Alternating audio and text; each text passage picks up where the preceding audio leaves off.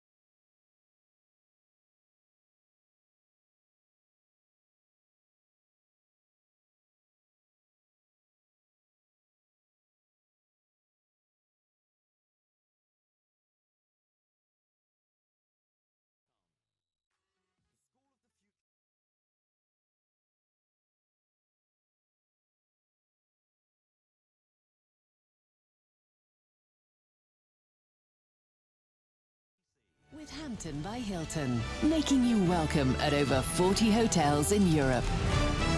20 after 8, the great Cross London Challenge is on. If you go to LBC's Facebook Live, you can actually see 3 logos as they make their way across London from Billingsgate to the LBC studios here at Leicester Square. But let's quickly tune in with the reporters and see how they're doing. In the lead, I would suggest possibly, is Theo Usherwood, of course, is on a horse and cart. How's it going, Theo? It's going well. We're just cutting through the back streets of Stepney and Whitechapel. The speed bumps are a problem, Nick. You can probably see my live stream on Facebook is slightly bumpy. Which way, Paul? I think we're going left, aren't we? Left. Let's take a left here. And we're going to try, what we're doing is trying to get round that traffic on the A13. And I'm really hoping Charlotte's still stuck in it. Well, let's find out. Let's go to Charlotte Wright. She's in the taxi, the London taxi. How are you getting on, Charlotte? We are crawling along the road through very thick traffic at the moment. Howard, the cabbie. Howard, tell us where we are at the moment. We're on the highway, just coming up to the Tower Bridge. And how are you feeling at the moment, Howard? At least we're not moving fast. I'm not going to get any G-forces on the speed, am I? No sign of it. Quick question, is it normally like this or is it worse than usual, Charlotte? Is it normally like this, Howard?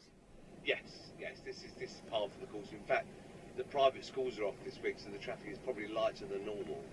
Interesting point. Charlotte, thank you. We'll come back to you. My sense is that it's the horse that's going to be delivering that fish to me for my supper, for my fish supper. Rachel Venables is on the high seas, well, the River Thames. The signal is dropping in and out a bit, but let's have a go. Rachel. Hi, yes. Well, actually, I'm not quite on the high seas, but I will be in a minute because my boat, the Thames Clipper, has just arrived. I'm standing in a queue, all people looking like they're looking to get to work, maybe a couple of people as well looking, of course, to see the high seas, to get a beautiful view of London. I don't know if I'll make this boat because it looks pretty busy, but I am still here. It has just arrived, so hopefully I'll certainly get a move on because at the minute I am very close to where we started, and I know the guys are much further ahead of me. Yeah, once you get on the water, of course, you will pick up speed, and that lemon sole could get a little bit swiffy that you're going to bringing for my supper. Back to the reporters in a moment. Back to a crisis that goes from bad to worse, I would suggest. Jack Straw, the former Home Secretary, has agreed with suggestions for age tests for these so-called child refugees being brought to Britain. He says the row over whether they're really adults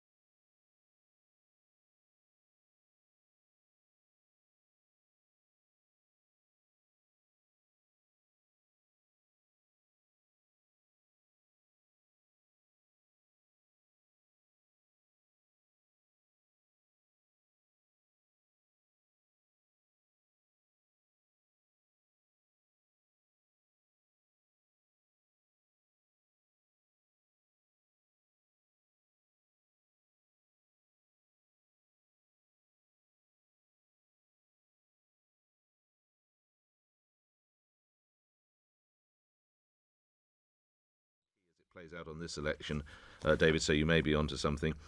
Nick says, as long as common sense prevails, who cares whether Trump accepts the result or not? Kathy in Southampton, I'm not saying Donald Trump is perfect by any means, but I think out of him and Hillary, he would try to make America great again. Trump is being set up by the media. Ian in Bedfont, whether Trump accepts Clinton as the winner, what is certain is that whoever wins, the US will lose as it tears itself apart over the next 4 years under the leadership of a deeply flawed president. And this from Bernie. Hillary by a mile. Trump had no argument, no policies and no chance. There's a petulant 5-year-old inside that big narcissistic oaf. All right, more of those to come. Let's go back to the Great London Challenge. Remember, we are apparently now the worst traffic speeds for decades, the speed of a horse and cart. So 3 reporters set out this morning with a piece of fish each from Billingsgate Fish Market. You can watch it all on LBC's Facebook page live and on the LBC website. Follow me on @NickFerrariLBC as the 3 reporters make their progress. One is in a horse and cart, one is in a London taxi. Rachel Venables is on the River Thames. Rachel, how are you doing? I'm doing pretty well, actually. After a really slow start, I'm loving being on the Clipper. We have a bar. I've had a cup of tea. It's been brilliant. I'm sitting at the front and I've got some great views. We're moving at an average of 12 knots an hour, so I don't think that's very fast in itself. What's 12 knots in mph, Rachel? I think it's around 13, 14 miles an hour. Right. So pretty slowly. It's quite a gentle, you wouldn't get seasick on something. No, and I don't know what your knowledge of the riverfront of London is like, but can you see any landmarks so the listeners can get an idea where you are? Absolutely, yeah. We just stopped just outside the Globe, so I think we're around halfway on the journey. We've passed Tower Bridge as well. So not doing too badly. Of course, I do have another sort of run or sprint once I get to the end, so it's not all plain sailing, as it were, if you'll excuse the pun. Plain sailing. We're joined by a lovely man called Paul, who usually takes this journey. Paul, just tell me, good morning, you've been listening, of course, to our race. What do you think, who's going to win? Yes, I think you're probably odds on at the moment because whilst we're only travelling at 12 knots at the moment, we did have the advantage of about 30 a bit earlier on, and you're not far from your get-off point, so I think you're on the money. Amazing. At least one person's backing me, Nick. Thanks for that, Rachel. That lemon sole could be arriving for my supper. Or will it be mackerel? Theo Ushwood is in the horse and cart with my mackerel. How are you doing, Theo? Yes, well, at least it's quite cold and chilly, so your mackerel will be fresh. It won't be smelly, unlike the skate in the back of that cab, I have a feeling. We're at Bank.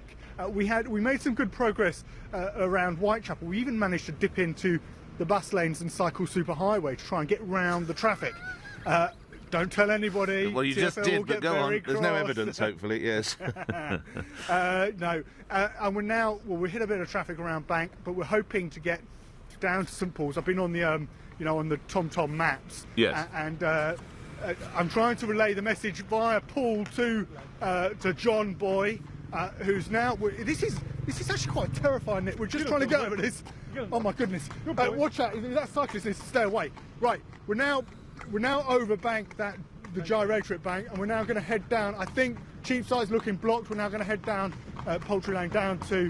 That's looking blocked as well, down to St Paul's to try and get down there and make some progress and try and win this challenge. Oh, yeah, I don't know. You took off like a rocket or even a horse, but John Boy, I think, has got his work cut out. You can watch it all, as I say, on LBC's Facebook page live.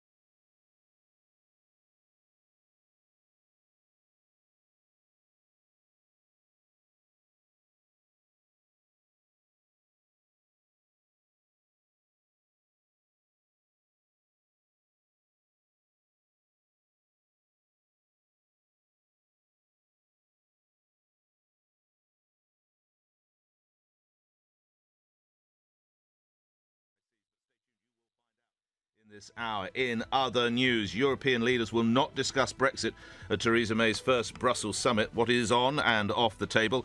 And Airbnb, have you used it? It's facing a fight for survival in New York City, a crackdown by regulators. But your stories about Airbnb, I've heard very good, but I've heard some truly shocking ones too. Nick Ferrari at breakfast on LBC. But about turn and in retreat, the British Army, and the offence, well, a supposedly racist picture. I'm sorry, I've got a terrible sense I might be battling a cold here. I need to take some of that later. Ministry of Defence accused of racism.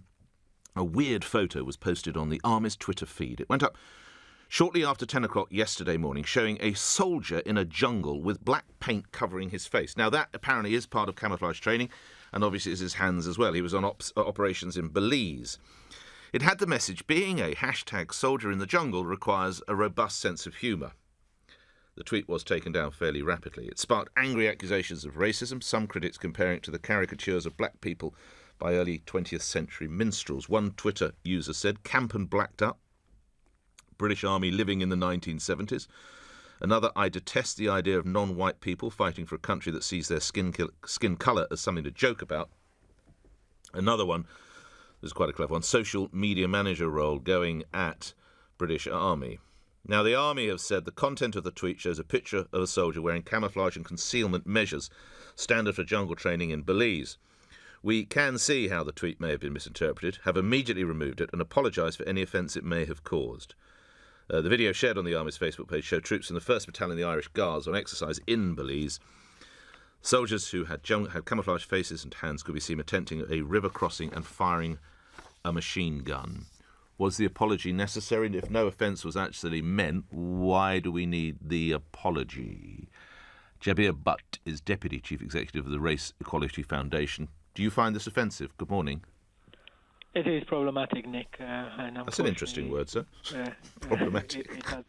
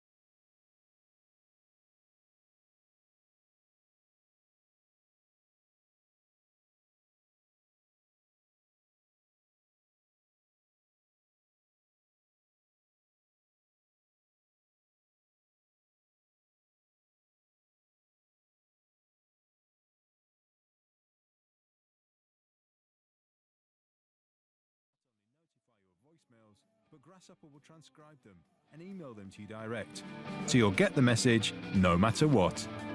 Find out more about staying connected to clients at grasshopper.com. Nick Ferrari at breakfast on LBC. Call 0345 6060973. Right, it's 9:16. You're listening to LBC News breaking at this time. Thousands of post office workers will strike on October the 31st in a dispute over jobs, pensions and branch closures, says their union, the CWU, Communications and Workers Union. Thousands of post office workers strike October the 31st. More details on that, I'm sure, in the next LBC News Bulletin. Right, the Great Cross London Challenge. We have a winner, and it is... Well, she's in the studio with me. It's Rachel Venables, who, of course, took to the high seas or the River Thames. Congratulations. You actually got here about 5 minutes ago, didn't you? I see you walk back. Yes, I did, yes. A bit of a run, I think, from the end, from Embankment all the way up to Leicester So tell Square. me the highlights of it. Oh, the highlights. Well, I think the best thing possibly was this hat, this fantastic captain's hat, and walking with that through the centre of Canary Wharf. Lots of very important-looking businessmen in very important-looking business suits staring at me very oddly as I rushed through. Carrying the lemon sole in a plastic bag, yes. The other highlight, of course, I met a lovely man, a couple of people on the Clipper who were actually listening to the race. So they looked up, saw me with my LBC microphone. Obviously, they couldn't fail to spot me in this fantastic hat. Right. And they came over and said hello, and we just had a bit of a chat. Just very briefly, you weren't odds on to win, really, because it was a long time before you actually set sail, wasn't it? You didn't get on the boat for like 10, 15 minutes? It was about 25 minutes from the moment that klaxon went, and I thought I might miss that boat because there was a really long queue, so I thought I was going to have to wait another 20 minutes, which would have put you out the game. Yeah. So it was one of those things, slow to start, slow to finish, but a good cutting out of time in the middle. Well, not everybody, of course, has the joy of using the river, but do some people, did you get the sense some commuters use it every day? Absolutely, yeah, there were plenty of people. It was their normal morning commute. Right. Made me quite jealous, actually. I wish I lived closer to the river because I certainly enjoyed it better than my trip down the Bakerloo line. Rachel Venables is the winner. She came in from Billingsgate in, about an hour, and I don't know, an hour and 15 or something like that, and the lemon sole. What do I cook it with? Well, I've been looking up. There's a good recipe from Jamie. Olives, lemon zest and parsley. You'll need that with a few new potatoes tonight. Maybe Lovely. A bit of brown rice, I think, possibly, Rachel. Well done. You are the victor. So, who came second? We did this, of course, because of research that shows that travel speeds across London is a horse and cart. And appropriately then, a close-ish second is our man in the horse and cart, political editor Theo Usherwood, who's outside the building. Theo? We're just steaming in now, round into Leicester Square. Hearing that from Rachel, gutted. Real disappointment. I can see it on John's face. He cannot believe it. We had traffic in the city. Then we hit the Strand, we went through St Paul's. He broke red lights. He sat in those yellow boxes. He doesn't have a number plate though, so he can. And then we went round Trafalgar Square and up, and I think I've just seen Charlotte right behind me. Her face is a picture, Nick. Well, let's go to Charlotte. Remember, you can watch this all on LBC's Facebook page live, the LBC website, hashtagging Ferrari v Horse or at Nick Ferrari LBC. And we've proved the point that a horse and cart does actually get across quicker than a cab. You're finally here then, Charlotte Wright. Finally made it. We were stuck on that cycle superhighway on Lower Thames Street for a while. We've finally made it. I've jumped out the cab. Howard's driving the cab behind me, and I am running behind Theo to try and catch up with him. He just beat us. He turned into Leicester Square just before we managed to get in here. So Theo won. No. I'm telling you, Rachel's in the studio with me.